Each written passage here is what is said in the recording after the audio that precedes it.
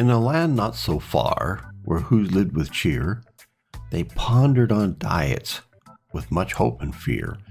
They tried this and that from far and near, but the perfect diet wasn't quite clear.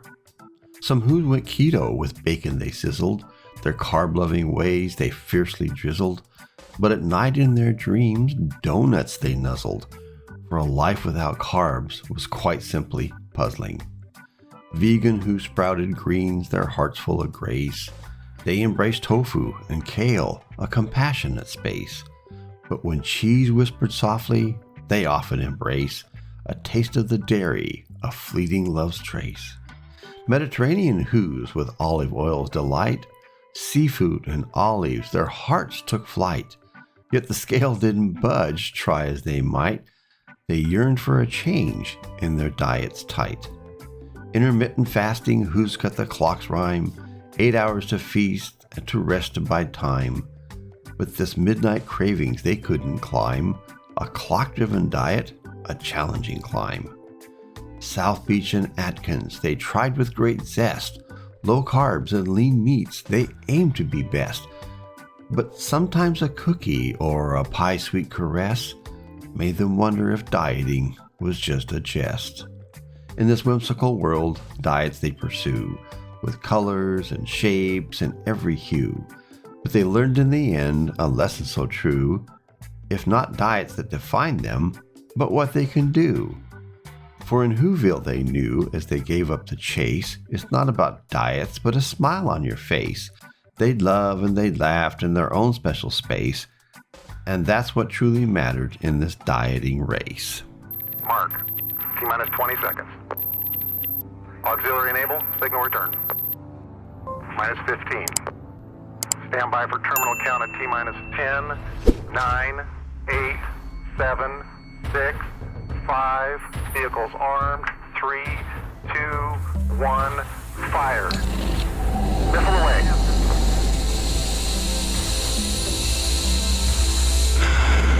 Good burn. Copy, good burn.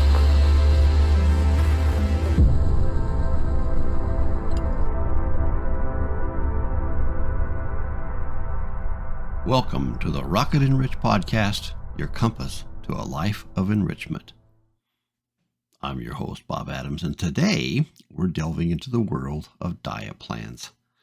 I hope you enjoyed our little Dr. Seuss type intro, courtesy of ChatGPT. Now, we'll be discussing more about that in some upcoming podcasts in the future. When considering any diet changes, it's crucial to prioritize your health and well-being. So before I get started, I got a real quick disclaimer here. The following is for informational purposes only. It's essential that you consult with a healthcare professional or a nutritionalist before making any significant changes to your diet, especially if you have underlying health conditions or dietary restrictions. The content provided is not a substitute for professional medical advice. There, after all that, let's get started on this nutritional journey. We're going to be comparing some various diet plans and offering insights to help you make some informed decisions. We're going to start off with one of the more popular ones, the Mediterranean diet. It's often lauded for its heart-healthy benefits, and it's inspired by the traditional eating patterns of countries that surround the Mediterranean Sea. Key components of the Mediterranean diet will also include abundance of fruits and vegetables. They place a lot of emphasis on strong plant-based foods. Another one is healthy fat. So they encourage the consumption of healthy fats such as olive oil and nuts, which is rich in monounsaturated fats.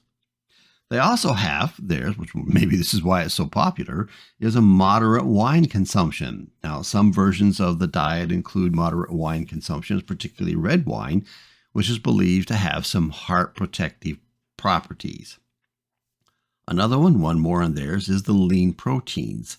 While the Mediterranean diet includes some meat and dairy, it leans towards lean protein like fish and poultry. Another one you're going to hear a lot about, and it's always talked about in different places and for different types of diseases, is the keto diet. Now, the ketogenic diet or the keto diet is a low-carb, high-fat diet. Kind of like some of the other diets that have been around, like the Atkins diet. It aims to induce a state of ketosis, where the body primarily burns fat for fuel. Now, the key features of it would include low carbohydrate intake, so it restricts carbohydrate consumptions, leading the body to use fat for energy. High fat intake encourages you to the consumption of healthy foods like avocados, nuts, and oils with very limited fruits because of the natural sugar content. And of course, they go heavily into protein. So while it isn't a high protein diet, it does include a great amount of protein. A lot of people always advertise it, this is the bacon diet. And it's true. I have a dear friend of mine who went on it and has lost a lot of weight. And I remember a period of my time when I discovered I was in the 300 plus pound range mark and couldn't keep up with my kids and going hunting, and decided I need to do something about it. And so I did a real brief investigation into the Atkins diet simply because I thought, oh, that's meat, that's cheese, that's nuts. Oh yeah, that'll work for me. And it did. I have to admit, in 6 months, I lost 80 pounds on that particular diet. But I also found I couldn't sustain it. I couldn't keep it going because there's too many other little intriguing things that were so much more fun to eat. And so while it did work and it helped get me off of that really bad spot that I was in, I don't see it and never did treat it as being a long-term decision for me. The next one we're talking about is the paleo diet, and this is called the caveman diet. No, it didn't come from Jurassic Park, where it's called the Metasaurus diet. It's inspired by the presumed diet of our same thing as our Paleolithic ancestors did. So it focuses on whole foods, unprocessed foods like lean meats, fish, fruits, vegetables, and nuts. And it avoids all the processed food because they don't believe in that, the processing part of it, and along with the sugar and the other additives, is what you want. Now, it does have an exclusion of grains, legumes, and dairy, which can point to a different direction in another diet approach. So this diet prioritizes animal proteins and seafood. Now, in the exact opposite direction is the vegan diet. Now, veganism is a lifestyle more than just a diet that excludes all animal products, focusing on plant-based foods. So the key elements of the vegan diet would include avoiding anything that has to do with meat. If it had a mother, no, you don't eat it. So no meat, no dairy, no eggs. Okay, they live on primarily plant-based proteins like tofu and tempeh and beans and lentils. They like high fiber. Okay, so you got things that are promoting that part of the digestive system. And the other one that they lean into heavily is the ethical and environmental considerations. So veganism often extends beyond the diet, and it's involving, overall earth care.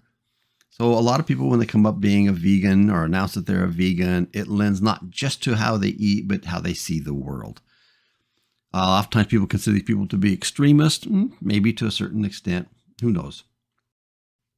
Now, I want to introduce you to one that I like, that I've actually been very successful with, and the one that I'm currently using at this point in time. It's called the Nutritarian diet.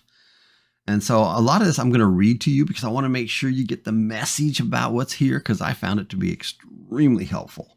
So the nutrition diet, it was coined by Dr. Joel Fuhrman. You can find a lot of his books that are out there. He's on YouTube, all kinds of places. Emphasizes the high intake of nutrient-dense foods while limiting and avoiding processed foods like meat, dairy, and refined sugars. Now, it focuses on achieving optimal health by providing the body with an abundance of vitamins, minerals, and phytonutrients. Now, here are some of the key principles of the Nutritarian diet. It involves around dense foods like leafy greens and berries, nuts, and seeds. They've got their own scale for measuring the validity and the value of each item that we eat. And we try to lean more toward whatever we can get up to the 1,000 mark, which would like kale, things along that line. It really makes a big difference because it adds a zoom to your day. All right. The other thing is low calorie density. He suggests that focusing on foods with low calorie density like vegetables helps control the calorie intake, okay, without the need for portion control. Now, this is where a lot of people run into problems. They'll have a portion control and they can't do it. I know that for me, we tried that and that didn't work for me at all. I don't like being hungry. So if I'm hungry, I'm going to eat some kind of a vegetable. So celery, carrots, I love those things, and that's what I eat. The other thing it does, it avoids or really discourages the consumption of foods with very nutritional value. Any processed foods, meat, sugary snacks, stay away from them. Stay away from them. The other emphasis is on micronutrients. The micronutrients include vitamins and minerals and are critical for your health. So it prioritizes food that provide a high range of these essential nutrients. And the last part is the flexibility. So this particular diet allows for flexibility and adaptation into individual needs and preferences and makes it suitable for a wide range of people. Like I said, I've done all kinds of diets in my lifetime, but I have found that this particular one, which I have to give credit to my other half because she's the one that researches, finds it, and lives with it and helps me with it, this one worked for me. I can't say it's going to definitely work for you because everybody's got their own thing, but I would highly encourage you to do a little bit of research and take a look-see at it. So choosing the right diet for you. So selecting the most suitable diet plan depends on your individual goals, your preferences, and your health considerations. So here's some things just to think about. All right. So what's your health objectives? Are you aiming for weight loss? Okay, then the nutritarian or the keto diet might be worth considering. If it's heart health, then the Mediterranean diet might be your best choice. Another thing to consider is your lifestyle.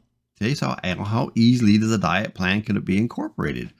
For example, a vegan diet might align with your ethical beliefs, while the paleo diet might resonate with those who prefer whole and unprocessed foods. The other consideration is your medical situation. Some diets, like keto diet, have been used to manage certain medical conditions such as epilepsy. I know that my friend's got diabetes and the keto diet has worked out extremely well for him. It's crucial to consult with a healthcare professional before embarking on a highly restrictive diet of any kind when you've got some underlying health concerns. The other one is sustainability. Thinking about whether a diet plan is sustainable for a long term. I know that the fads go in and out, and most people, the average time for doing a diet might make it 2 weeks. A lot of people go through 3 days and say, nah, not for me. If they're too restrictive, they're just too dang hard to maintain.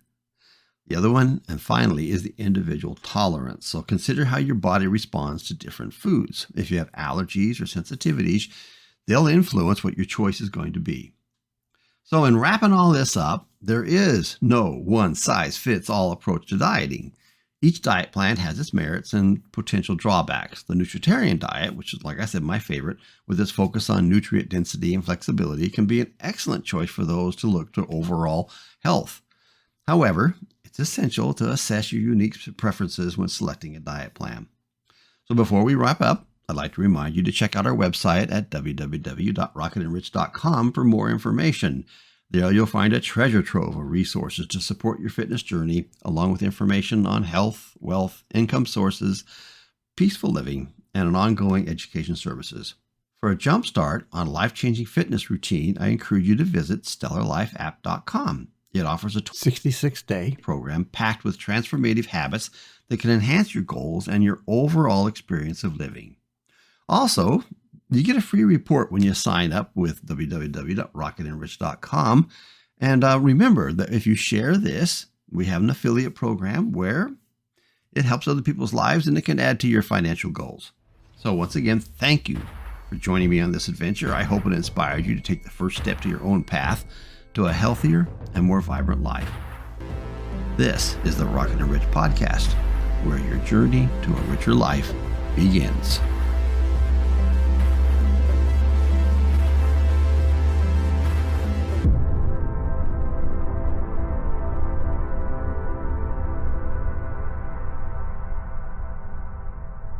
Control, we have touchdown.